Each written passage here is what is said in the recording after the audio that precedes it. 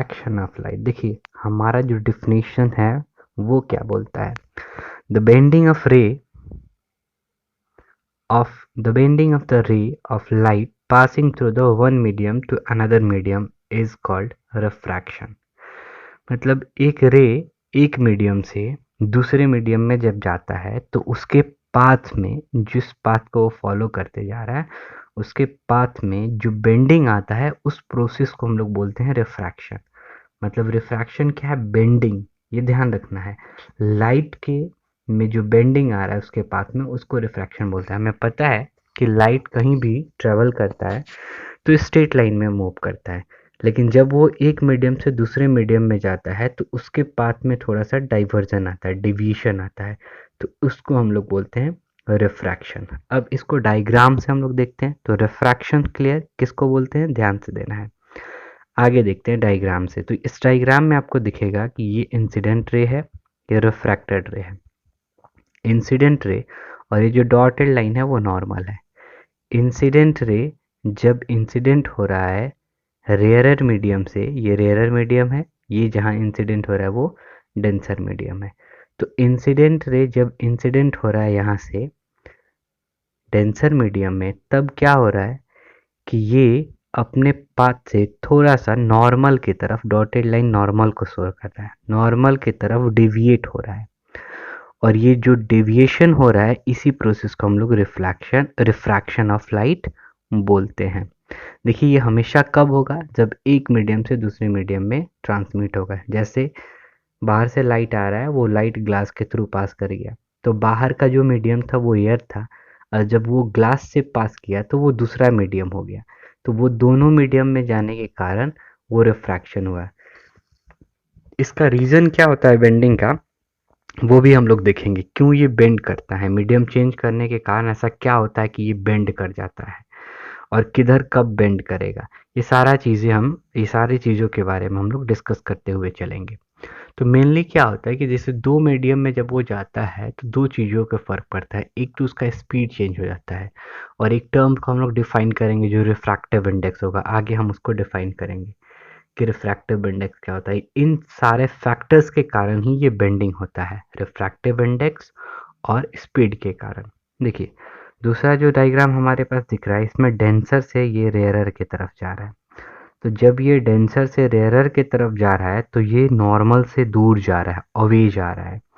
यहाँ डेल्टा जो दिखा रहा है वो बेंड आपको डेविएशन को दिखा रहा है कि डेविएशन कितना हो रहा है। यहाँ पे भी डेल्टा डेविएशन को दिखा रहा है। देखिए फर्स्ट केस में हमने डेविएशन एंगल निकाला आई माइनस आर, दूसरे में हमने डेविएशन निकाला आर माइनस आई, यानी यहाँ आर ज़्यादा है आई कम है, यहाँ आई ज़्यादा है यहाँ आर कम है।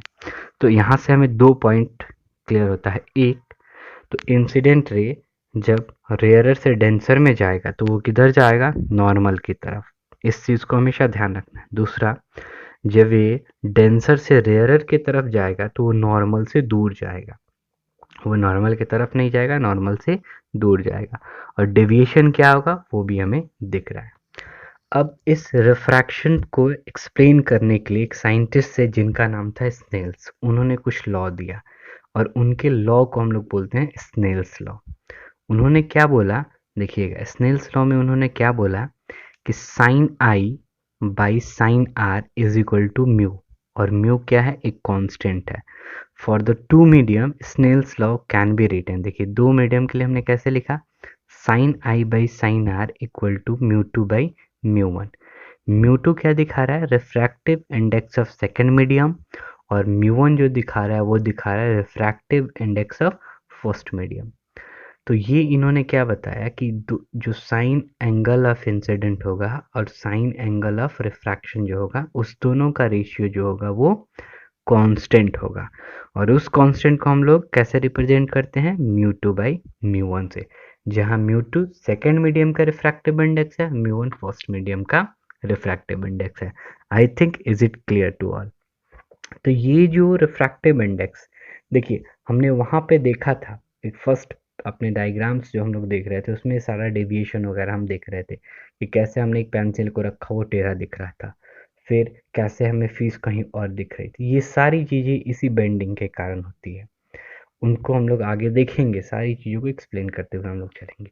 तो यहाँ जो हमें दिख रहा है ये रिफ्रैक्टिव इंडेक्स वाली पार्ट हमारे पास यहाँ पे क्लियर हो जाती है कि ये रिलेशन क्या होता है, स्नेल्स लॉ क्या होता है। अब देखिए इसका एक वेक्टर फॉर्म भी होता है, लेकिन रिफ्लेक्शन और रिफ्रैक्शन यानी स्नेल्स लॉ और लॉ ऑफ रिफ्लेक्शन दोनों के वेक्टर फॉर्म को हम लोग अलग से एक अलग वीडियो में, एक अलग लेक्चर में उसको डिटेल में मैं आपको एक्सप्लेन करूँगा। So don't worry for that, क्योंकि ये इतना से काम नहीं चलेगा, ये इंपॉर्टेंट है, इससे क्वेश्चंस पूछा जाता है। तो I will make another video about vector form of law of reflection and refraction.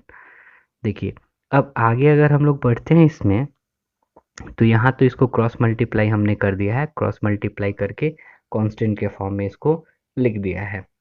देखिए रिफ्रैक्टिव इंडेक्स क्या होता है, दूसरी बात आती है हमारे पास जो अभी हमने डिसाइड किया कि mu two by mu one. तो म्यू टू और म्यू वन एक, म्यू टू रिफ्रैक्टिव इंडेक्स है सेकेंड मीडियम का ये, और म्यू वन जो है वो रिफ्रैक्टिव इंडेक्स है फर्स्ट मीडियम का। तो ये रिफ्रैक्टिव इंडेक्स एक्चुअल में होता क्या है, इसके बारे में थोड़ा सा जान लें, क्योंकि इससे रिलेटेड भी बहुत बच्चों को डाउट होता है कि ये रिफ्रैक्टिव इंडेक्स क्या होता है। भाई किस चिड़िया का नाम है रिफ्रैक्टिव इंडेक्स, कहाँ से आ गया ये। तो चलिए इस कहानी को भी यहाँ ख़त्म करते हैं। तो पहली कहानी में हमने क्या देखा, ये जस्ट ए स्टोरी है, ज़्यादा टेंशन नहीं लेना है, मज़े में पढ़ना है, सारी चीज़ें क्लियर होते चली जाएंगी, कोई दिक्कत नहीं होगा, बस एंजॉय करते रहना है। सो आगे देखते हैं, रिफ्रैक्टिव इंडेक्स की बात करते हैं। हमने देखा फर्स्ट में कि फर्स्ट में एक टर्म आया हमारे पास, और वो टर्म क्या था, रिफ्रैक्टिव इंडेक्स का जो अननोन था। तो फर्स्ट लॉ ऑफ रिफ्रैक्शन को जब हमने पढ़ा तो रिफ्रैक्टिव इंडेक्स मिला, अब उसके बारे में हम लोग पढ़ेंगे कि ये क्या होता है भाई। तो refractive index of a medium is the characteristics which decide speed of light in it. It is a scalar quantity, unitless and dimensionless quantity. क्या बोल रहा है कि ये एक ऐसा टर्म है जो ये डिफाइन करता है कि उस मीडियम में, डिसाइड करता है कि उस मीडियम में स्पीड ऑफ लाइट क्या होगी। और ये एक स्केलर क्वांटिटी होता है, यूनिटलेस होता है, डायमेंशनलेस होता है, ये सारी चीज़ें इसमें होती है। अब बात करें अगर टाइप्स की, तो रिफ्रैक्टिव इंडेक्स जो होता है वो दो तरह का होता है। एक होता है हमारे पास एब्सोल्यूट रिफ्रैक्टिव इंडेक्स,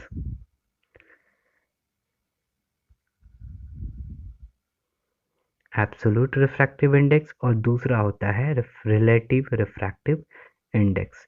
दोनों को वन बाय वन करके हम लोग समझेंगे। अच्छा ठीक है, एक चीज़ और समझिएगा, इसका फार्मूला क्या होता है सी बाई भी, वो भी हम लोग देखेंगे। बट टाइप्स में हमने देखा कि ये दो तरह का होता है, एक होता है हमारे पास एब्सोल्यूट और दूसरा रिलेटिव। तो एब्सोल्यूट किसको बोलते हैं, when light travel from the air to the any transparent medium then the refractive index of a medium with respect to air is called absolute refractive index. मतलब लाइट एक medium से दूसरे medium में travel कर रहा है, तो उस समय जो हमारे पास रिफ्रैक्टिव इंडेक्स होता है उसको बोलते हैं हम लोग एब्सोल्यूट रिफ्रैक्टिव इंडेक्स। और दूसरा रिलेटिव रिफ्रैक्टिव इंडेक्स किसको बोलते हैं कि when light travel from the medium one to medium two, मतलब यहाँ पे दो मीडियम आ गया और दोनों के बीच में ये रिलेशन दिखाएगा। तो यहाँ पे जो हमारे पास रिफ्रैक्टिव इंडेक्स होता है, दो मीडियम के बीच में जो एक रिलेशन एस्टेब्लिश करता है, उसको बोलते हैं हम लोग रिलेटिव रिफ्रैक्टिव इंडेक्स। तो यहाँ क्या इसका फार्मूला क्या हो जाता है, देखिए एक्चुअल फार्मूला तो रिफ्रैक्टिव इंडेक्स का सी बाई भी ही होता है। तो अगर हम यहाँ पे म्यू के वैल्यूज़ को लेते हैं कि म्यू जो है हमारा, जैसे यहाँ देखिए म्यू जो है हमारे पास सी बाई वी है, अगर इसको हम लोग लेते हैं तो ये जो सी बाई वी का टर्म आया, अगर इसको हम यहाँ पे ले लें इस पोजीशन पे, इसी म्यू को ले लें हम लोग कि म्यू हो गया हमारे पास सी बाई वी। अब यहाँ पे दो टर्म आ गया, तो म्यू वन को हम क्या ले लेंगे, म्यू वन हो जाएगा सी बाई वी वन, और म्यू टू क्या हो जाएगा सर, तो म्यू टू हो जाएगा हमारे पास सी बाई वी टू। और दोनों का अगर रेशियो निकालेंगे mu two by mu one, तो ऊपर आ जाएगा हमारे पास v one by v two, क्योंकि ये सी और ये सी कैंसिल हो जाएगा। अब जब सी कैंसिल हो जाएगा तो हमारे पास रिफ्रैक्टिव इंडेक्स, यानी इसको ऐसे लिखते हैं mu one with respect to mu two is equal to कितना आ जाएगा, mu two by mu one, और इसका वैल्यू कितना आ जाएगा, v1 बाई v2। इसका वैल्यू आ जाएगा हमारे पास कि v1 बाई v2। और v1 क्या है, v1 and v2 are the speed of light in medium 1 and medium 2। तो यहाँ से हमें क्या रिलेशन मिला कि रिफ्रैक्टिव इंडेक्स यानी mu two by mu one is equal to v one by v two, और ये mu one refractive index second का, mu one sorry mu two and mu one refractive index first का। तो ये relation हमें मिल गया। तो हमें यहाँ से कितनी चीज़ें मिली देखिए, तो रिलेटिव वाले में दो को रिलेटिव कर रहा है और एब्सोल्यूट वाले में बस एक मीडियम हमने एयर लिया। देखिए यहाँ से अगर स्नेल्स लॉ को डिफाइन करें तो स्नेल्स लॉ में हमने क्या पढ़ा कि sine i by sine r is equal to mu two by mu one, और यहाँ से आया है mu two by mu one equal to v one by v two. तो यहाँ से ये हो गया स्नेल्स लॉ। लिखने में थोड़ी सी प्रॉब्लम हो रही है, एडजस्ट कर लीजिएगा आप लोग, क्योंकि अभी पूरा सिस्टम है नहीं मेरे पास, मैं भी लॉकडाउन में फंसा हुआ हूँ, इसीलिए मैं इसी पे अभी आपको बता रहा हूँ। जब पूरी सिस्टम आ जाएगी तो लिखने में कोई प्रॉब्लम नहीं होगी और आपको दिक्कत भी नहीं होगा। Light enter from the water to glass, देखिए कुछ some important refractive index, absolute refractive index और सम रिलेटिव रिफ्रैक्टिव इंडेक्स के बारे में कुछ एग्जाम्पल दिए गए हैं, उसको देखेंगे हम लोग।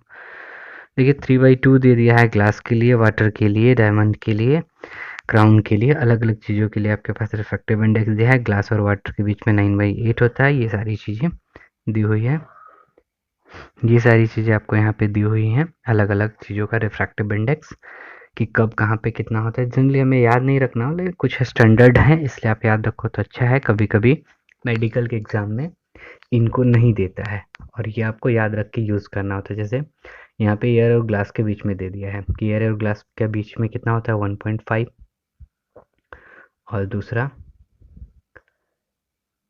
एयर और वाटर के बीच में दिया तो एयर और वाटर के बीच में कितना है सर 4/3 यानी 1.3।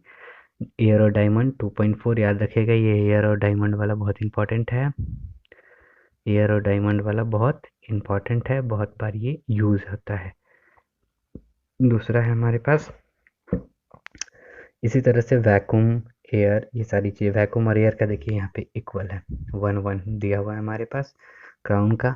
आप एक काम करना, वीडियो को पॉज करके आप इसको नोट्स भी करते जाना, जिससे कि आपको बेनिफिट होगा, कोई दिक्कत नहीं होगा। पॉज करके सारी चीज़ों को लिख लेना, और कोई भी डाउट हो तो आप कमेंट में पूछ सकते हो, या किसी और इम्पॉर्टेंट टॉपिक पे आपको वीडियो चाहिए तो यू कैन कमेंट। अगर आप कमेंट करोगे तो मैं उस टॉपिक पे वीडियो बना दूंगा।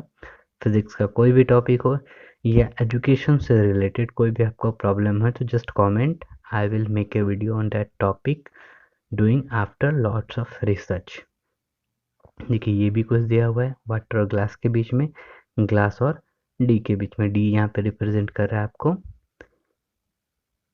डायमंड को, तो ग्लास और डायमंड के बीच में 8/5 हो गया, वाटर और ग्लास के बीच में 9/8 हो गया। ऊपर ग्लास है, नीचे वाटर है।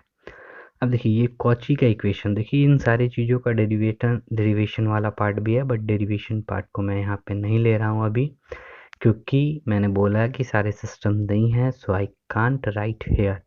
जब लिखने के लिए सारे सिस्टम आ जाएंगे तो मैं सारे डेरिवेटिव पार्ट को, ऑप्टिक्स का डेरिवेशन जितना भी है उसको एक अलग से वीडियो में आपको बता दूंगा। यहाँ पे आपको सारी बेसिक आइडिया क्लियर हो जाएंगी। You can do the problem, for that I am making this video. देखिए तो यहाँ हम लोग देखें तो इसमें एक कॉची का इक्वेशन है। कॉची का इक्वेशन क्या रिलेशन दिखाता है, वो रिलेशन बताता है किसके बीच में, म्यू यानी रिफ्रैक्टिव इंडेक्स और लैम्डा वेवलेंथ के बीच में वो एक रिलेशन दिखाता है। क्या दिख रहा है, a plus b by lambda square c by lambda का 4 प्लस डैश डैश डैश, इस तरह से ये आगे बढ़ते जाता है। यहाँ से अगर सिंपली देखा जाए तो यहाँ से हमें क्या दिख रहा है कि जो म्यू है वो लैम्डा से इन्वर्सली प्रोपोर्शनल है, यानी म्यू अगर बढ़ेगा तो लैम्डा घटेगा और लैम्डा घटेगा तो म्यू बढ़ेगा। ये किसने बताया, कॉची ने। तो इसीलिए इसको हम लोग कॉची इक्वेशन बोलते हैं। यहाँ ए बी और सी, ये जो भी टर्म्स आपको दिख रहा है कॉची इक्वेशंस में, ये सारे के सारे टर्म जो है वो कांस्टेंट है। नेक्स्ट पॉइंट में बात करते हैं कि if light ray travel from the medium 1 to medium 2, एक लाइट रे है जो एक मीडियम से दूसरे मीडियम में जा रहा है, तो उसके लिए हमने रिफ्रैक्टिव इंडेक्स देखा mu two by mu one, और ये इन्वर्सली प्रोपोर्शनल है म्यू किसके, लैम्डा के। तो हमने क्या लिख लिया यहाँ पे लैम्डा 1/λ2 और लैम्डा 1/λ2 को लिख दिया v1/v2। तो यहाँ से हमें क्या मिल जा रहा है कि म्यू इन्वर्सली प्रोपोर्शनल हो गया लैम्डा के v के, जहाँ से ये मिल गया हमें कि v डायरेक्टली प्रोपोर्शनल हो गया किसके, लैम्डा के। देखिए म्यू यहाँ पे हो गया इसके और फिर यहाँ लैम्डा के, तो v डायरेक्टली प्रोपोर्शनल आ गया लैम्डा के। तो इस रिलेशन से पता चल जाएगा आपको कि किस में v, जिसमें लैम्डा जिसका ज़्यादा होगा उसकी वेलोसिटी ज़्यादा होगी और लैम्डा जिसका कम होगा उसकी वेलोसिटी कम होगी। दूसरी चीज़ म्यू के बारे में बात की जाए, लैम्डा जिसका ज़्यादा है उसका रिफ्रैक्टिव इंडेक्स ज़्यादा होगा तो रेड की बात करें, सॉरी, लैम्डा जिसका ज़्यादा है उसका रिफ्रैक्टिव इंडेक्स कम होगा। तो अगर रेड की बात करें तो उसका रिफ्रैक्टिव इंडेक्स सबसे कम होगा। देखिए यहाँ पे दिख भी रहा है रेड का वॉयलेट से ज़्यादा है, तो रेड का रिफ्रैक्टिव इंडेक्स कम है और वायलेट का रिफ्रैक्टिव इंडेक्स ज़्यादा है कंपैरेटिवली रेड के, क्योंकि वो इन्वर्सली प्रोपोर्शनल है।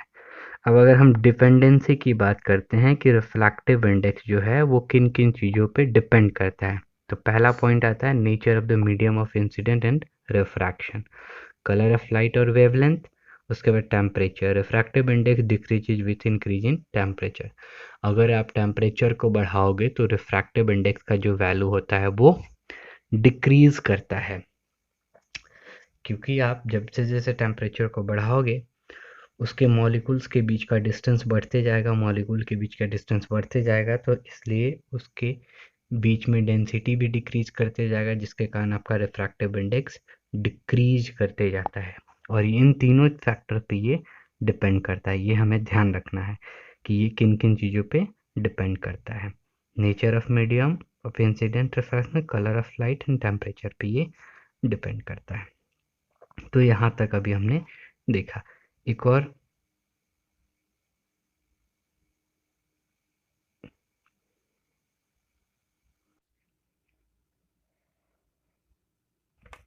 हेलो एवरीवन, कैसे हो आप लोग। लास्ट लेक्चर में हमने डिस्कस किया था रिफ्रैक्शन के बारे में, और रिफ्रैक्शन में हमने रिफ्रैक्टिव इंडेक्स और रिफ्रैक्शन के बेसिक्स को देखा था, जिसमें स्नेल्स लॉ और रिफ्रैक्टिव इंडेक्स काफ़ी इंपॉर्टेंट टॉपिक्स थे। आज के लेक्चर्स को हम लोग आगे बढ़ाते हैं और इसमें हम लोग refraction through a glass slab और ऑप्टिकल पाथ के बारे में जानेंगे सबसे पहले, और उसके बाद हम लोग आगे प्रोसीड करते जाएंगे। मैं कोशिश करूँगा कि रिफ्रैक्शन के पार्ट को इस लेक्चर में ख़त्म करूँ जल्दी से जल्दी। सारे थ्योरेटिकल कॉन्सेप्ट और फार्मूला को हम लोग इसमें डिस्कस करेंगे। अगर आगे आपको डेरिवेशंस के लिए मैं अलग से एक वीडियो बना दूंगा, जिसमें हम लोग केवल डेरिवेशन वाले पार्ट को देखेंगे। उसके बाद भी अगर आपको किसी टॉपिक पे डिटेल वीडियो चाहिए तो आप कमेंट कर सकते हो, मैं उस टॉपिक पे, रिफ्रैक्शन के उस टॉपिक पे एक डिटेल वीडियो बना दूंगा। मैं इसमें कोशिश कर रहा हूँ कि सारे टॉपिक, सारे फार्मूला को फास्ट वे में एक बार पूरा का पूरा कंप्लीट करा दूं, जिससे कि आपको ये देखने एक बार पूरा का पूरा क्लियर हो जाए। उसके बाद अगर आपको डिटेल चाहिए तो डिटेल के लिए हम लोग फिर से उस पर वर्क करेंगे। तो चलिए आगे हम लोग बढ़ते हैं और स्टार्ट करते हैं अपने आज के लेक्चर को। तो यहाँ पे हम लोग बात कर रहे हैं refraction through a glass slab और ऑप्टिकल पाथ की। तो इसमें सबसे पहला पार्ट क्या आता है, देखिए लाइट जब एक ग्लास स्लैब से होकर जाता है तो उसमें बेंडिंग होता है। हमें पता है कि रेयरर से वो डेंसर में जाएगा तो बेंडिंग होगा। तो रेयरर से वो डेंसर में जा रहा है, उसमें बेंडिंग हो रहा है। वो नॉर्मल के टूवर्ड्स जा रहा है और नॉर्मल के टूवर्ड्स जा रहा है, फिर वो बाहर निकाल रहा है तो नॉर्मल से अवे जा रहा है। तो इसमें पहला टर्म आता है हमारे पास लेटरल शिफ्टिंग का। तो ये लेटरल शिफ्टिंग क्या होता है इसको हम लोग जानेंगे। देखिए यहाँ जो डायग्राम आपको दिख रहा है, इस डायग्राम में एक रे दिख रहा है, ये रे यहाँ से पास हो रहा है। ये रे को ऐसे सीधे डॉटेड लाइन के थ्रू चला जाना चाहिए, लेकिन ये डॉटेड लाइन के थ्रू ना जाके ये बेंड होता है, पहले नॉर्मल के टूवर्ड फिर नॉर्मल से अवे, और ओरिजिनल जो रे है ये वाला, इससे ये इतना शिफ्ट हो जाता है, यानी एम एन डिस्टेंस शिफ्ट हो जा रहा है। तो एम एन डिस्टेंस का जो शिफ्टिंग आ रहा है उसी एम एन को हम लोग बोलते हैं लेटरल शिफ्टिंग। यानी जो इनिशियल रे है उससे जो हमारा इमर्ज होकर रे बाहर निकल रहा है उसमें जो शिफ्टिंग हो रही है वो एम एन का, that will be known as lateral shifting. और इस लेटरल शिफ्टिंग का फार्मूला क्या होता है, t sec r sine i minus r. T sec r sine i minus r term की मैं टर्म के बारे में आपको बता दूं तो टी जो है आपका थिकनेस है स्लैब का, जो स्लैब हमने लिया है। आर रिफ्रैक्टिव रिफ्रैक्शन एंगल है। आई इंसिडेंट एंगल है। और आर यहाँ पे रिफ्रैक्शन एंगल है। यानी हर एक चीज़ हमें पता है इस फॉर्मूले में, और इस फॉर्मूले की हेल्प से आप लेटरल शिफ्टिंग निकाल सकते हो कि लाइट कितना लेटरली शिफ्ट कर गया। नेक्स्ट आता है हमारे पास, नेक्स्ट टर्म आता है जिसके बारे में हम बात करेंगे, जिसको बोलते हैं हम लोग नॉर्मल शिफ्टिंग। ये क्या होता है? तो ये डायग्राम जो है हमारे पास सेकंड वाला, इससे हम लोग इसको समझेंगे। देखिए यहाँ पे एक ऑब्जेक्ट रखा हुआ है ओ पॉइंट पे, लेकिन हम ग्लास की उस तरफ से देख रहे हैं तो हमें वो ऑब्जेक्ट ओ डैश पे दिख रहा है। तो ओ और ओ डैश के बीच का जो डिफरेंस है that is known as normal shifting. O और ओ डैश के बीच में जो डिफरेंस आया है उसको हम लोग बोलते हैं नॉर्मल शिफ्टिंग। दोनों फार्मूला लेटरल शिफ्टिंग का और नॉर्मल शिफ्टिंग का काफ़ी इंपॉर्टेंट है। लेटरल शिफ्टिंग आपको कितने बार मेडिकल के एग्जाम में डायरेक्ट पूछा गया है, जेईई मेन के एग्जाम में भी पूछा गया है, और नॉर्मल शिफ्टिंग से भी क्वेश्चंस पूछे जाते हैं। बहुत सारे प्रॉब्लम्स आपको मिलेंगे जिसमें एक स्लैब को एक लाइट रे के बीच में रख दिया जाएगा और उसके बाद आपसे इमेज का पोजीशन पूछा जाएगा। तो यहाँ ऑब्जेक्ट जो हो रहा है वो ऑब्जेक्ट का पोजीशन चेंज हो जा रहा है, यानी एक्चुअल जो उधर से कोई देख रहा है अगर स्लैब के दूसरे किनारे से, तो ऑब्जेक्ट उसको ओ पे ना दिख के ओ डैश पे दिख रहा है। तो जो यहाँ एक्स आ रहा है that will known as normal shifting. यानी जो इसके पोजीशन में चेंजेज आ रहा है उस चेंजेज को हम लोग बोलते हैं नॉर्मल शिफ्टिंग। फॉर्मूला क्या होता है? 1/1 - 1/μ इंटू टी। 1/1 - 1/μ into T. तो 1 - 1/μ, म्यू क्या है? Refractive index. टी क्या है? इस स्लैब का थिकनेस। जो भी स्लैब हमने लिया उस स्लैब का जो थिकनेस है उसको हम लोग टी बोल रहे हैं। म्यू जो है इस स्लैब का रिफ्रैक्टिव इंडेक्स है। एक्स ये लैटरल शिफ्टिंग का पोजीशन, यानी स्लैब को बीच में रखने के कारण ऑब्जेक्ट जो एक्चुअल है वो कहाँ दिख रहा है उसको हम लोग बोल रहे हैं नॉर्मल शिफ्टिंग। एक्स से उसको रिप्रेजेंट करते हैं। ये भी फार्मूला इंपॉर्टेंट है। सारे फार्मूले के डेरिवेशंस है उसके लिए हम लोग अलग से एक लेक्चर, ऑडियो वीडियो लेक्चर में हम लोग उसको देख लेंगे। देखिए उसके बाद इसमें और क्या बोल रहा है? और the object appear to be shifted toward the slab by the distance x. वही चीज़ें बता रही है कि ऑब्जेक्ट इतना शिफ्टेड स्लैब की तरफ दिख रहा है। Next optical path. Optical path क्या होता है? इंपॉर्टेंट कॉन्सेप्ट है, हमेशा ध्यान रखना है कि ऑप्टिकल पाथ होता क्या है। तो देखिए इसको ऐसे समझते हैं, एक लाइट रे है जो अगर सिंपल एयर में जा रहा है, वैक्यूम में जा रहा है, तो वो एक डिस्टेंस कवर कर रहा है। लेकिन उसी वैक्यूम के बीच में हमने किसी मटेरियल को रख दिया, तो जब वो उस मीडियम से होके गुजरेगा तो उसकी स्पीड जो होगी वो उसमें कम हो जाएगी। जैसे हमने वाटर रख दिया, वाटर के थ्रू वो जा रहा है और एक लाइट रे एयर के थ्रू जा रहा है, तो एयर में जो जाएगा उसकी स्पीड ज़्यादा होगी कंपेरेटिवली वाटर के। तो वाटर में जो गया उसकी स्पीड कम हो गई, तो सेम टाइम में एयर वाला ज़्यादा डिस्टेंस कवर करेगा कंपेरेटिवली वाटर वाले के। तो यहाँ पे भी देखिए यहाँ लाइट रे आ रहा है और ये एक मीडियम से होके पास कर रहा है, तो ये मीडियम से जब जा रहा है तो इसका स्पीड कम हो गया।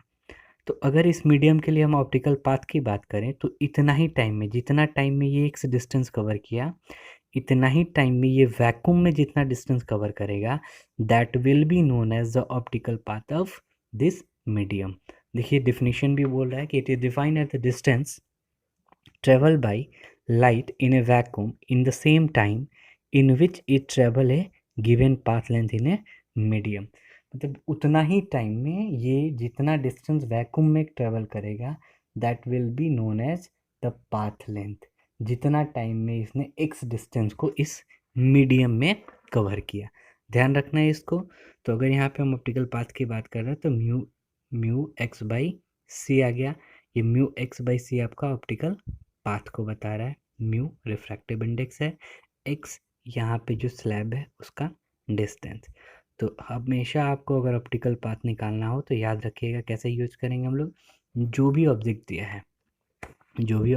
है उसके जो भी मटेरियल दिया हुआ उसके रिफ्रैक्टिव इंडेक्स से उस मटेरियल का डिस्टेंस, जितना डिस्टेंस तक वो उसमें कवर कर रहा है उसको मल्टीप्लाई कर देंगे तो हमें ऑप्टिकल पाथ मिल जाएगा। अगर दो हमारे पास है, यहाँ पे दो अगर हमारे पास दिया हुआ है मीडियम, तो एक का रिफ्रैक्टिव इंडेक्स μ1 है, दूसरे का μ2 है। तो यहाँ पे अगर हमें ऑप्टिकल पाथ निकालना है तो क्या करेंगे? μ1 × x1 + μ2 × x2। x1 फर्स्ट वाले का थिकनेस, x2 सेकंड वाले का थिकनेस। देखिए एक इंपॉर्टेंट पॉइंट है, उसको भी हम लोग यहाँ देख लेते हैं क्या बोल रहा है उसमें। Since for all the medium μ1 is greater than 1, mu is greater than 1, so optical path length μx is always greater than the geometrical path length x। देखिए यहाँ x ज्योमेट्रिकल पाथ लेंथ है, यानी जिस मीडियम में वो move कर रहा है उस मीडियम का लेंथ है। तो कहीं पे भी अगर हम ऑप्टिकल पाथ की बात करें तो ऑप्टिकल पाथ हमेशा ज्योमेट्रिकल पाथ से ज़्यादा होगा। इसको हम लोग थ्योरेटिकली भी समझ सकते हैं कि थ्योरेटिकली आप देखो कि वो जो वैक्यूम में कवर करेगा सेम टाइम में, तो वहाँ ज़्यादा स्पीड होगी, तो स्पीड ज़्यादा होने के कारण वो ज़्यादा डिस्टेंस कवर करेगा। लेकिन यहाँ इस मीडियम में तो स्पीड कम है, तो स्पीड कम होने के कारण यहाँ वो कम डिस्टेंस कवर करेगा। नेक्स्ट आते हैं रियल डेप्थ और एपरेंट डेप्थ के बारे में। देखिए रियल डेप्थ और एपरेंट डेप्थ क्या होता है। जब भी आप कहीं पे वाटर नदी के किनारे चले जाते हो तो नदी का जो सतह आप देखते हो ऊपर से, वो सतह आपको एक्चुअल जिस पोजीशन पे है उस पोजीशन पे वो नहीं दिखता। या तो वो ऊपर दिखता है आपको, या अगर बाहर से देखते हो तो वो थोड़ा ऊपर दिखता है। आप जितना ऊपर होता है उससे ज़्यादा ऊपर दिखता है। मतलब सतह का जो एक्चुअल पोजीशन है वो आपको कभी नहीं दिखता है। ऐसे आप देख लो, एक कॉइन को अगर हम पानी में डाल देते हैं तो वो कॉइन अपने एक्चुअल पोजीशन पे नहीं दिखता। तो वो जो एक्चुअल पोजीशन पे नहीं दिखता, तो उस डेप्थ को हम लोग बोलते हैं एपरेंट डेप्थ। जो डेप्थ हमें दिखता है, रियल डेप्थ जो एक्चुअल उसका डेप्थ है उसको बोलते हैं रियल डेप्थ। तो ये रियल डेप्थ पता चल गया, एक्चुअल डेप्थ पता चल गया। तो यहाँ पे हमें दो कंडीशन दिया हुआ है। एक कंडीशन में तब हमें रियल डेप्थ, एक्चुअल डेप्थ और रियल डेप्थ के बारे में देखना है, अपरेंट डेप्थ और रियल डेप्थ के बारे में, जब वाटर में हमने ऑब्जेक्ट को रखा हुआ है और हम बाहर से देख रहे हैं, यानी हम रेयर मीडियम में है और जो ऑब्जेक्ट है वो ऑब्जेक्ट आपका जो रखा हुआ है वो डेंसर मीडियम में रखा हुआ है। दूसरे वाले में हम बात कर रहे हैं तो यहाँ पे ऑब्जेक्ट जो है, यानी हम जिसको देख रहे हैं ऑब्जेक्ट को, तो हम हैं वाटर में और ऑब्जेक्ट रखा हुआ है बाहर में। तो देखिए फार्मूला क्या होगा यहाँ पे, फार्मूला ध्यान रखना है। एक अगर म्यू की बात करें हम, जो इस वाटर का रिफ्रैक्टिव इंडेक्स है, इस केस में जब ऑब्जर्वर रेयरर में है और ऑब्जेक्ट डेंसर में। ऑब्जर्वर मतलब आप, ये आँख जो है वो ऑब्जर्वर है, आई। तो इसमें म्यू का फार्मूला क्या होता है, real depth by apparent depth, यानी real depth by apparent depth का जो वैल्यू आता है वो हो जाता है म्यू। और अगर दूसरी में बात करें, जब आप डेंसर में चले जाते हो तो इसमें हो जाता है apparent depth by real depth. Apparent depth किसको बोलते हैं, एच डैश से हमने एपरेंट डेप्थ को यहाँ पे दिखाया है। देखिए यहाँ देखिए अगर, तो ये एच डैश जो है एपरेंट डेप्थ को,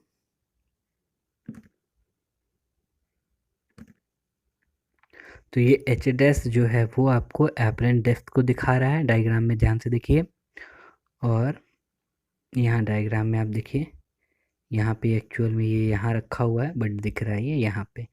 तो यहाँ से यहाँ तक का डिस्टेंस एच डैश है, ये एपरेंट डेप्थ को दिखा रहा है। एक्चुअल डेप्थ इसका कितना है, एच। ठीक है, इस डायग्राम में अगर देखिएगा तो इस डायग्राम में क्या दिखेगा, देखिए एक्चुअल डेप्थ, यहाँ पे एक्चुअल डेप्थ है एच और दिखा रहा है एच डैश। तो दोनों में एपरेंट डेप्थ को हमने एच डैश से दिखाया है। तो फार्मूला म्यू का कितना हो जाएगा, real depth by apparent depth. Mu क्या है, रिफ्रैक्टिव इंडेक्स इस वाटर का। यहाँ पे जस्ट उसका उल्टा, apparent depth by actual depth. कब, जब आप डेंसर में हो। उसके बाद अगर हम शिफ्टिंग की बात करें तो यहाँ शिफ्टिंग कितना हो रहा है, डी के बराबर। ये जो डी रिप्रेजेंट कर रहा है, ये डी किसको रिप्रेजेंट कर रहा है, शिफ्टिंग को। तो शिफ्टिंग का यहाँ फार्मूला कितना हो जाएगा, तो यहाँ शिफ्टिंग का फार्मूला हो जा रहा है हमारे पास 1 minus 1 by mu into H. सारे टर्म आपको पता है, एच क्या है, actual depth, mu refractive index. यहाँ शिफ्टिंग की फार्मूला देखते हैं तो म्यू माइनस 1 इंटू एच। यहाँ पे भी सारा चीज़ पता है, एच एक्चुअल डेप्थ, डी जो है वो शिफ्टिंग को रिप्रेजेंट कर रहा है कि एक्चुअली ये ओ पे है और दिख रहा है ओ डैश पे। तो डी हो गया आपका शिफ्टिंग, और mu minus one, mu refractive index को, और वन तो पता है आपको कॉन्स्टेंट को दिखा रहा है। अब फॉर वाटर रिफ्रैक्टिव इंडेक्स की अगर हम बात करते हैं तो वाटर के लिए रिफ्रैक्टिव इंडेक्स कितना होता है, 4/3। और स्टैंडर्ड है, आपको ध्यान रखना है तो रख सकते हो या कैलकुलेट भी कर सकते हो। 4/3 रिफ्रैक्टिव इंडेक्स होता है, तो वहाँ पे डी कितना हो जाएगा, यानी वाटर में अगर किसी चीज़ को आप रखोगे और उसका रिफ्रैक्टिव इंडेक्स 4/3 दिया हुआ है उस वाटर का, तो जो शिफ्ट होगा वो h/3 हो जाएगा। और अगर म्यू ग्लास की बात करें हम, तो नॉर्मल ग्लास में रखा हुआ है तो उसका कितना हो जाएगा, रिफ्रैक्टिव इंडेक्स होता है उसका 3/2। और वहाँ पे अगर हम शिफ्टिंग की बात करते हैं, शिफ्टिंग का मतलब h/3 हो जाएगा उसका शिफ्टिंग। ये शिफ्टिंग क्या दिखा रहा है, जो एक्चुअल उसका डेप्थ होगा उससे h/3 माइनस कर दो तो आपको क्या दिखेगा, ऑब्जेक्ट उतना ऊपर आपको दिखेगा। यहाँ पे भी देखो, अगर हम इसमें हम अगर बाहर से देख रहे हैं, यानी हम डेंसर मीडियम में है और ऑब्जेक्ट रेयर में है, तो इसमें क्या हो जाएगा, शिफ्ट h/3 हो जाएगा वाटर के लिए और ग्लास के लिए h/2। तो याद कैसे रखेंगे, h/4 है इसमें और यहाँ h/3 h/2। तो h/3 किसके लिए है, वहाँ पे ग्लास के लिए, यहाँ वाटर के लिए, जस्ट उल्टा हो गया। और ये दोनों आप ध्यान रख सकते हो, h/2 वाटर के लिए और यहाँ h/4 है वाटर के लिए, कब, जब वो रेयरर में है, और h/2 है वो ग्लास के लिए जब वो डेंसर में है। इस चीज़ को अगर आप याद रखोगे तो बहुत सारे न्यूमेरिकल्स को सॉल्व करने में आपको ये हेल्प करेगा, इजीली आप न्यूमेरिकल्स को सॉल्व कर पाओगे। आगे बढ़ते हैं हम लोग और आगे देखते हैं, कुछ नोट पॉइंट हमारे पास यहाँ इंपॉर्टेंट पॉइंट्स दिख रहे हैं। इंपॉर्टेंट पॉइंट्स क्या हैं, देखिए, अगर if a beaker contain various immiscible liquid as shown in the figure, मतलब क्या है, एक कंटेनर है उसमें बहुत सारा लिक्विड है। बहुत सारा लिक्विड का मतलब एक ही टाइप का लिक्विड नहीं है। सपोज करो कि ऊपर में यहाँ पे इस कंटेनर में अलग अलग लिक्विड दिया है, ऊपर में वायल है,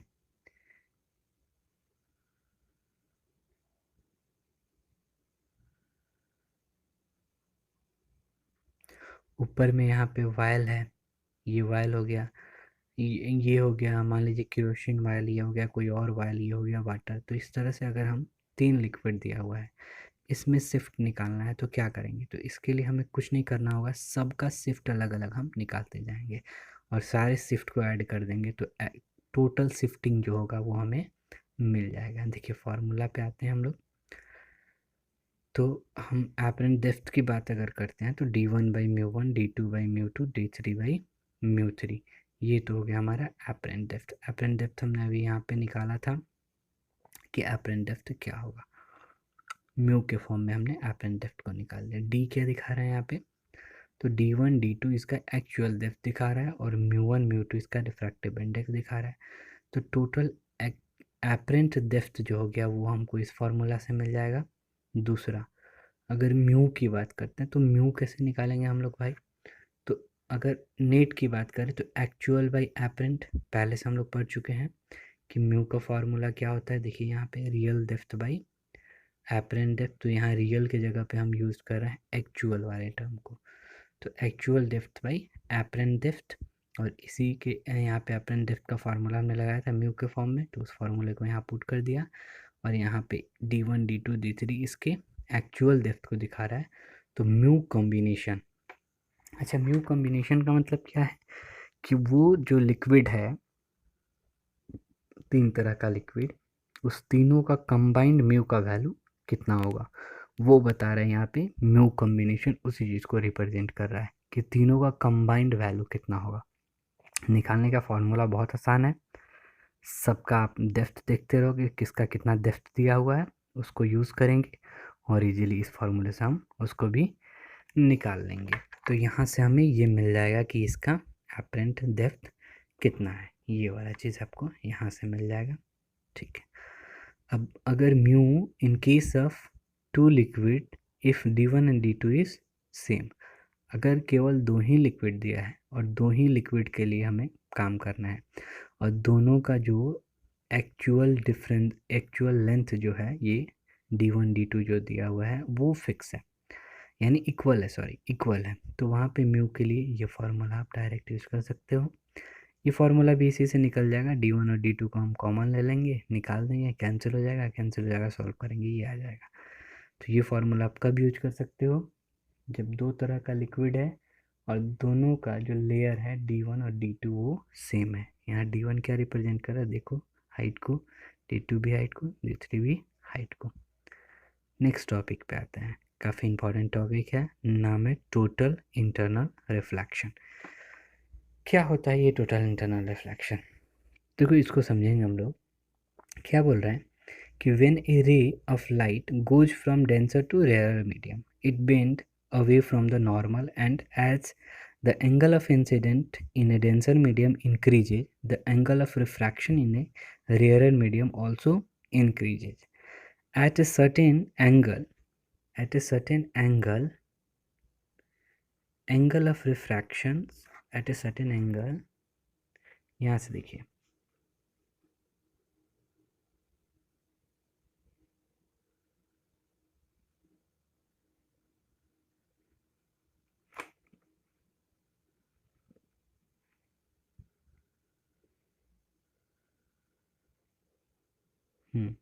यहाँ से देखते हैं।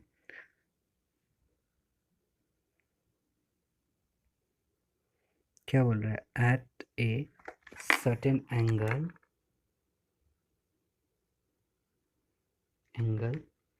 at a certain angle of refraction become 90 degree. This angle of incident is called critical angle. यहाँ डायग्राम से इसको समझेंगे हम लोग। ये डेंसर मीडियम है, डेंसर से लाइट जो है वो रेयरर मीडियम में जा रहा है। तो जैसे जैसे इंसिडेंट एंगल ये वाला आई इंक्रीज कर रहा है, आर भी इंक्रीज कर रहा है। देखिए आप डायग्राम में आई को इंक्रीज करेंगे, आर भी इंक्रीज कर रहा है, यहाँ पे भी आर। अब एक सर्टेन एंगल पे जब आई जो है आई सी के बराबर है या सी के बराबर है, वहाँ पे हमें जो ये मिल रहा है, ये कब ले रहे हैं हम आई को, आई सी के बराबर, जब आर का वैल्यू 90 डिग्री है। तो आर का वैल्यू जब 90 डिग्री है और उस एंगल पे जो आई मिला उसको हमने आई सी के बराबर मान लिया और उसका नाम दे दिया क्रिटिकल एंगल। अब क्या होगा, जब आर 90 डिग्री से ज़्यादा हो गया और वहाँ पे आई जो है वो सी के बराबर हो गया, तो यहाँ से अगर हम आई के वैल्यू को बढ़ाएं, मतलब इंसिडेंट जो हमारे पास एंगल है उसके वैल्यू को हम बढ़ाएं, तो पूरा का पूरा जो लाइट है वो दूसरे मीडियम में ना जाके जिस मीडियम से जा रहा है उसी मीडियम में वापस चला आएगा। यहाँ देखिए, यहाँ हमने ये थीटा क्या किया कि ये सी से बड़ा कर दिया, तो जितना लाइट इस पे इंसिडेंट हुआ डेंसर से रेयरर की तरफ, वो रेयरर में गया ही नहीं, यहाँ पे कुछ भी लाइट नहीं गया, पूरा का पूरा लाइट वापस आ गया किस में, डेंसर मीडियम में। और इस फेनोमेना को हम लोग बोलते हैं टोटल इंटरनल रिफ्लेक्शन। और ये जो एंगल बना आई इक्वल टू आई सी जब आर 90 डिग्री है, इस एंगल को बोलते हैं क्रिटिकल एंगल। चलिए आगे देखते हैं इंपॉर्टेंट फार्मूला क्या है इसमें। तो म्यू जो होता है रिफ्रैक्टिव इंडेक्स डेंसर मीडियम का, वो कितना हो जाएगा 1/c के बराबर।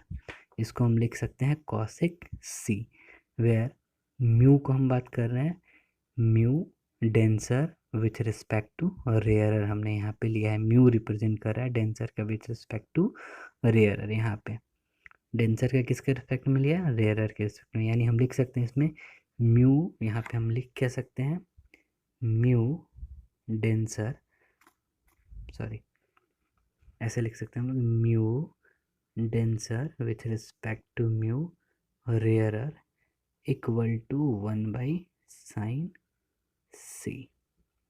ये हो गया फॉर्मूला, हमने म्यू को ऐसे रिप्रेजेंट कर दिया। नेक्स्ट, व्हेन, कुछ नोट पॉइंट को देख लेते हैं। When a light ray travel from the denser to rarer medium then deviation of the ray is, एक लाइट रे जो है वो रेयरर से, when a light ray travel from denser to rarer medium, denser से rarer medium में जा रहा है कौन, light ray. When a light ray travel from the denser to rarer medium then the deviation of the ray is, deviation कितना होगा, okay, total internal reflection हो रहा है उस समय की बात हम लोग कर रहे हैं।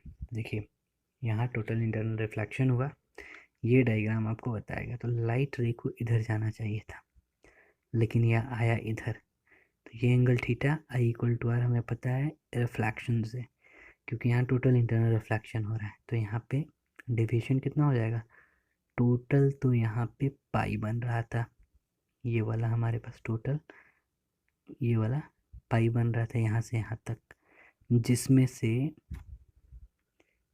ये टोटल, जिसमें से 2 थीटा तो हमको यहीं पे मिल गया। अब इस 2 थीटा को हम क्या करेंगे, 2 थीटा तो हमें यहीं पे मिल गया, और इसको पाई में से अगर माइनस कर देंगे तो जो डिविएशन है वो हमें मिल जाएगा सीधा। तो डिविएशन का फॉर्मूला कितना हो जाएगा, पाई माइनस 2 थीटा। ये डिविएशन मैक्सिमम कब होगा, जब थीटा मिनिमम होगा, क्योंकि माइनस हो रहा है 2 थीटा। और ये मिनिमम कितना हो सकता है, सी के बराबर, क्योंकि सी के बराबर ही होगा, उसके जस्ट बाद ही टोटल इंटरनल रिफ्लेक्शन होता है। तो मिनिमम सी के बराबर हो सकता है। अगर सी से कम किया तो रिफ्लेक्शन होगा ही नहीं। तो अगर सी से हमने कम किया तो कोई रिफ्लेक्शन होगा ही नहीं, यानी हम बोल सकते हैं कि ये मिनिमम सी के बराबर ही हो सकता है। चलिए आगे देखते हैं हम लोग, डिपेंडेंस ऑफ क्रिटिकल एंगल। ये जो क्रिटिकल एंगल है जो अभी हमने निकाला, ये किन किन चीज़ों पे डिपेंड करता है। तो चलिए भाई इसको भी देख लेते हैं। पहला पॉइंट क्या दे रहा है कि कलर ऑफ द लाइट और the wavelength of light. Critical angle depend upon the wavelength as lambda equal to 1/μ directly proportional to sine c. हमें पहले से पता है कि वेवलेंथ और म्यू के बीच का जो रिलेशन होता है यूनिवर्सली प्रोपोर्शनल, पहले ही हमने पढ़ा है। और ये इन्वर्सली प्रोपोर्शनल होगा तो यहाँ पे साइन सी भी, साइन सी जो होगा 1/μ के डायरेक्टली प्रोपोर्शनल हो जाएगा। तो म्यू यहाँ पे साइन सी के इन्वर्सली प्रोपोर्शनल हो गया।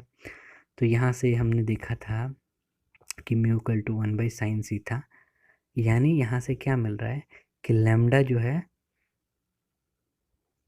कंक्लूजन क्या निकल रहा है यहाँ से ये सारे फार्मूला को देखने के बाद, कि लैम्डा जो है वो साइन सी यानी क्रिटिकल एंगल के डायरेक्टली प्रोपोर्शनल है। यानी अगर आप क्रिटिकल लैम्डा को बढ़ाओगे तो क्रिटिकल एंगल भी बढ़ेगा। और हमें पता है कि रेड का वेवलेंथ सबसे ज़्यादा होता है, इसलिए उसका क्रिटिकल एंगल भी ज़्यादा होगा। वायलेट का देखेंगे तो उसका कम होगा, क्योंकि वायलेट का वेवलेंथ भी कम होता है। यानी आपको ये पॉइंट इंपॉर्टेंट पॉइंट है, डायरेक्ट पूछे जाएंगे एग्जाम्स में, याद रखना है कि वेवलेंथ बढ़ाओगे क्रिटिकल एंगल बढ़ेगा, वेवलेंथ घटाओगे क्रिटिकल एंगल घटेगा। देखिए इस लेक्चर की सीरीज में जितनी भी थ्योरी और फार्मूले पे हम लोग डिस्कस कर रहे हैं वो सारे के सारे काफ़ी इम्पॉर्टेंट है। एक भी ऐसा पॉइंट मैंने इसमें नहीं लिया है जो इम्पॉर्टेंट नहीं है। तो ये पूरा का पूरा थ्योरी आपको ध्यान रहना चाहिए, आप जैसे भी करके इसको याद रखो। डेरिवेशन वाले पार्ट पे हम लोग बाद में जाएंगे, लेकिन ये पूरा थ्योरी वाला पार्ट आपको ध्यान रहना चाहिए। थ्योरी और फार्मूला, सारे फार्मूले का यूज़ मैंने बताया है, सारे फार्मूले से जितने टर्म्स हैं उसमें उस सारे टर्म्स को मैंने बताया है, कहाँ यूज होगा वो भी बताया हुआ है। न्यूमेरिकल्स भी हम लोग अलग से अलग लेक्चर्स में करेंगे, डेरिवेशन वाला पार्ट भी हम अलग लेक्चर में करेंगे। ये लेक्चर आपको एक पूरा ओवरव्यू, डेप्थ में थ्योरी का ओवरव्यू और फार्मूले का जानकारी आपको दे रहा है। जितने भी बेसिक्स क्वेश्चंस होंगे वो सारे आपसे बन जाएंगे। नीट के लगभग क्वेश्चंस आपसे बन जाएंगे, जेई मेन के भी लगभग क्वेश्चंस बन जाएंगे। कुछ क्वेश्चंस के लिए हम लोग प्रैक्टिस करेंगे अलग से, बट इसको आप ध्यान दें, ये लेक्चर उनके लिए भी है जिनका एक बार पढ़ाई हो चुका है, जिन्होंने एक बार कंप्लीट कर चुके हैं रे ऑप्टिक्स, उनका एक बार रिवीजन हो जाएगा। और जो फर्स्ट टाइम पढ़ना है उनके लिए तो ये बहुत इंपॉर्टेंट है, उनको सारा आइडिया मिल जाएगा बहुत कम समय में। चलिए आगे अगर हम बात करते हैं तो यहाँ से तो हमने ये निकाल लिया। नेक्स्ट अगर हम साइन सी की बात करते हैं तो यहाँ पे हमें क्या मिला कि ये इन्वर्सली प्रोपोर्शनल होता है रिफ्रैक्टिव इंडेक्स के। तो यहाँ अगर दो मीडियम है हमारे पास, यानी red with respect to rarer with respect to denser, तो lambda denser by lambda rarer हमने ले लिया। यहाँ पे v d by v r for the two medium, for the T I R boundary of the two medium i is greater than sine inverse mu r by mu d. मतलब क्या बोला है कि ये सेकंड पॉइंट में बोल रहा है कि जब दो मीडियम है तो दोनों का रिफ्रैक्टिव इंडेक्स हम लोग ले रहे हैं, तो वहाँ पे दोनों के अगर वेवलेंथ को पुट करते हैं तो इन्वर्सली प्रोपोर्शनल हो जाएगा, तो वेवलेंथ ऊपर चला जाएगा। लेकिन और वेलोसिटी की बात करें तो वो अलग अलग वेलोसिटीज़ के लिए अलग अलग हो जाएगा।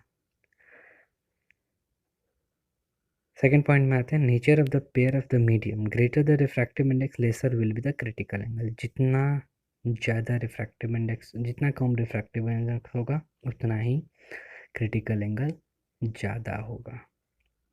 Greater the refractive index laser will be the critical angle, sorry, जितना ज़्यादा रिफ्रैक्टिव इंडेक्स होगा उतना ही कम क्रिटिकल एंगल होगा। वैसे भी हमने देखा है कि दोनों के बीच में इन्वर्सली प्रोपोर्शनल का रिलेशन है।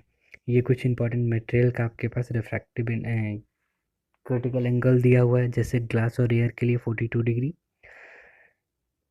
वाटर और एयर के लिए होता है 49 डिग्री, और डायमंड और एयर के लिए होता है 24 डिग्री। डायमंड एयर देखिए, डायमंड और एयर यानी म्यू ऊपर में, अगर हम डायमंड एयर की बात करते हैं, डायमंड का विथ रिस्पेक्ट टू एयर, तो ऊपर आ गया हमारे पास एयर, नीचे आ गया डायमंड, तो डायमंड का ज़्यादा होगा, एयर का कम होगा, तो यहाँ पे ये इसका जो म्यू का वैल्यू है वो ज़्यादा हो रहा है डायमंड का, इसीलिए आपका जो क्रिटिकल एंगल है वो कम हो रहा है यहाँ पे। चलिए, टेम्परेचर के साथ वेरिएशन क्या है, ये तो नेचर ऑफ पेयर हो गया। फर्स्ट देखिए, इसमें 3 पॉइंट थे हमारे पास। पहला point colour of the light, light के कलर के साथ इसका क्या रिलेशन है। दूसरा था नेचर ऑफ द पेयर, हमने बात की, तो अलग अलग पेयर के लिए अलग अलग ये आ जा रहा है।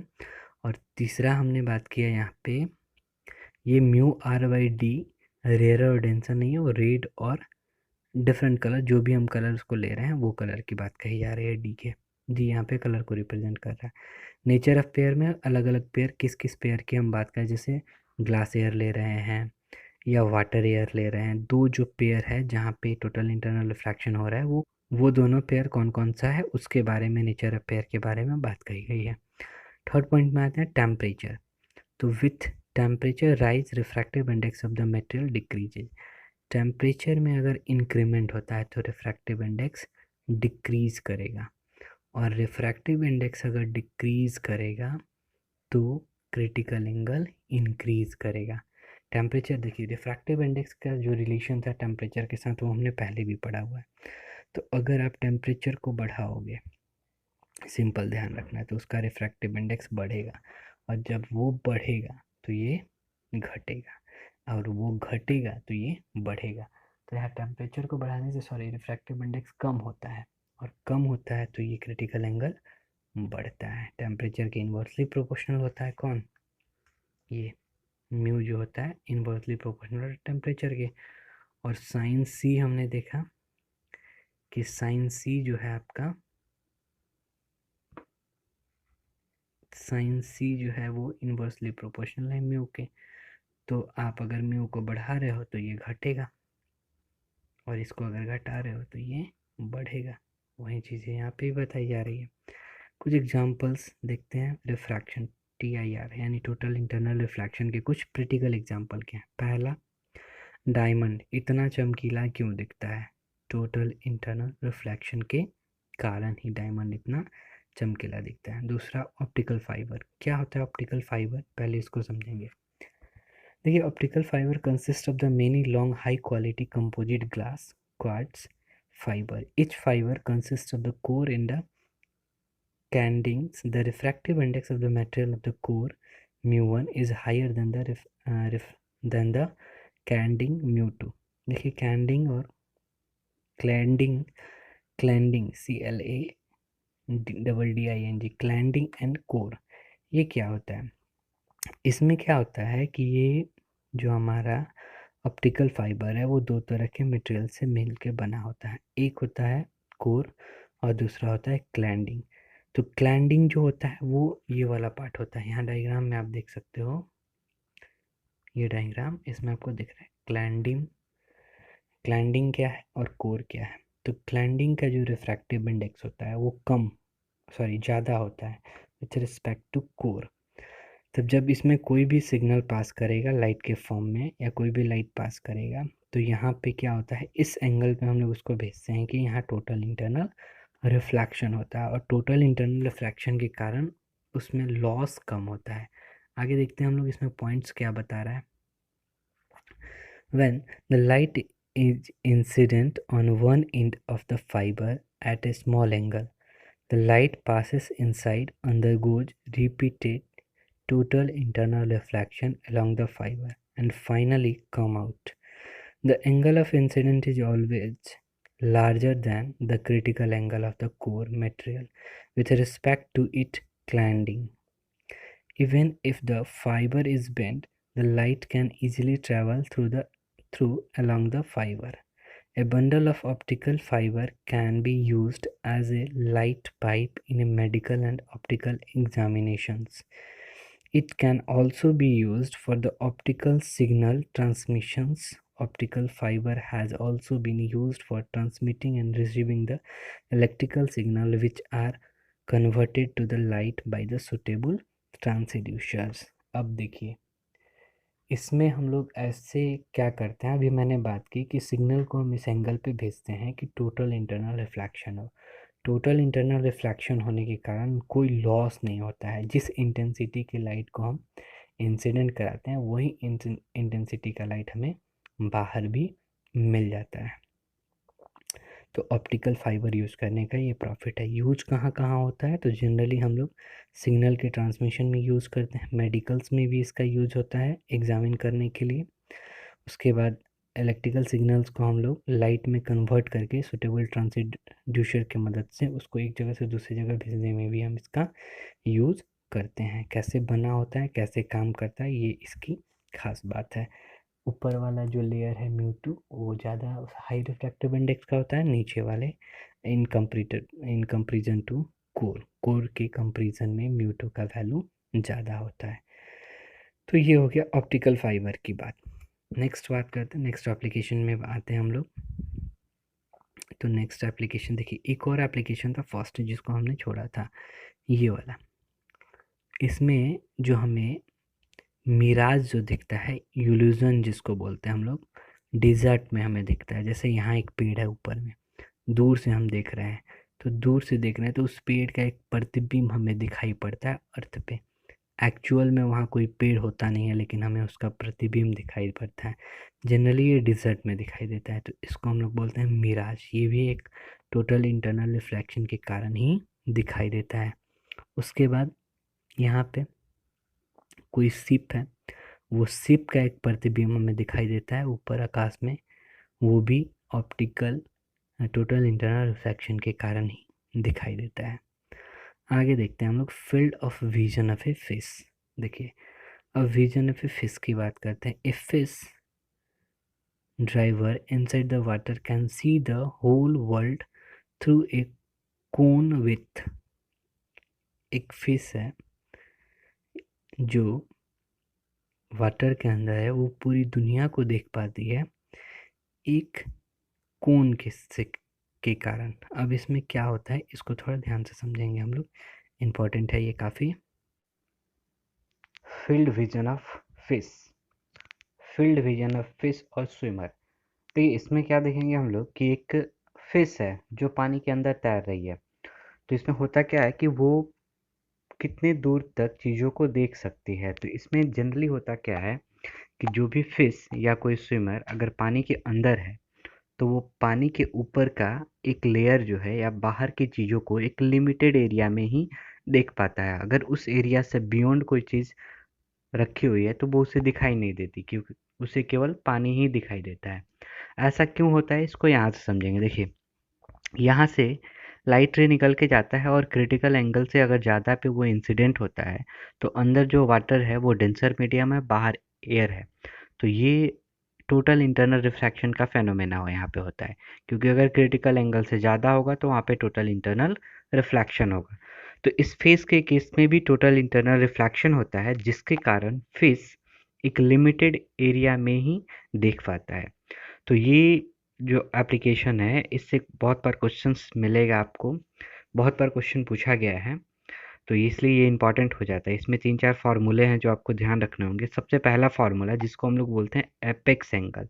ये एपेक्स एंगल क्या होता है, तो ये जो क्रिटिकल एंगल यहाँ पे बन रहा है सी, इसको हमने सी से यहाँ इक्वेट कर दिया, और यहाँ सी है तो ये भी सी हो गया, ये भी सी हो गया, ये पूरा का पूरा एक कोन बन गया। अब इस कोन का जो रेडियस है और यहाँ पे जो आपको ये एरिया मिल रहा है, इतने ही एरिया तक ये फिश किसी भी चीज़ को देख पाएगी। अगर इसके बीच में कोई भी ऑब्जेक्ट है ऊपर में तो उसको वो देख पाएगी, बाहर के ऑब्जेक्ट को, अदरवाइज वो नहीं देख पाएगी। बोला भी जा रहा है कि a fish inside the water can see whole world through a cone. पूरे वर्ल्ड को एक कोन के थ्रू ही वो देख पाती है, उसको पूरा वर्ल्ड एक कोन में ही दिखता है और वो कहीं पे भी नहीं देख पाएगी। अब इसमें अगर हम एंगल की बात करें तो 2C जो होता है वो 98 डिग्री के आसपास होता है लगभग। अगर रेडियस की बात करें कि ये कोई आर का वैल्यू कितना होगा जो यहाँ कोण बन रहा है, तो उस रेडियस का फॉर्मूला हो जाता है एच tan सी। यहाँ एच क्या है? डेप्थ, कितने डेप्थ में वो फिश है, मतलब लेयर से कितना नीचे है वो फिश। और tan सी, सी आपको पता है कि सी क्या होता है? Critical angle. तो और इसको सिंप्लीफाई हम लोग करते हैं, tan सी का जब वैल्यू निकालते हैं तो ये आ जाता है H by mu square minus 1। Direct formula में ध्यान रखना है, अभी हम लोग सारे केवल फार्मूले की बात करें, इसके डेरिवेशन की बात नहीं कर रहे हैं। बट ये सी निकालना काफ़ी आसान है। ये एंगल, एक ट्रायंगल हम लोग ले लेंगे, वहाँ से ये सी निकल जाता है। अगर एरिया की बात करें तो एरिया क्या होता है बेस का? ये जो बेस बन रहा है उसका एरिया क्या होता है? वैसे नॉर्मल अगर हम बात करें किसी भी एरिया का तो पाई आर स्क्वायर होता है, सॉरी पाई, हाँ पाई आर स्क्वायर होता है। तो पाई आर स्क्वायर, आर के जगह पे हम H by under root mu square minus 1 रख देंगे। तो उसको जब रखेंगे तो क्या हो जाएगा? Pi h square mu square minus 1, ये हो जाएगा एरिया। इतना ही एरिया तक ये फिश किसी भी चीज़ को देख सकती है, अदरवाइज वो नहीं देख पाएगी। अगर इम्पॉर्टेंट पॉइंट की बात करें नोट का, तो वाटर के लिए म्यू का वैल्यू हो जाता है 4/3, तो वहाँ से हम आर का वैल्यू डायरेक्ट निकाल सकते हैं 3h/√7। और एरिया डायरेक्ट निकाल सकते हैं, तो एरिया कितना हो जाएगा? 9πh² 7। तो ये फिश वाला कंडीशन हो गया, काफ़ी इंपॉर्टेंट है, तीनों फार्मूला आपको ध्यान रखना है। आगे देखते हैं, एक प्रिज्म होता है जिसको हम लोग बोलते हैं पोरो प्रिज्म। इस पोरो प्रिज्म का काम क्या होता है? देखिए, a right angle isolysis prism which is used in periscope or bin binocular. It is used to deviate the light ray through the 90 degree या 180 degree and 180 degree and also to erect the image.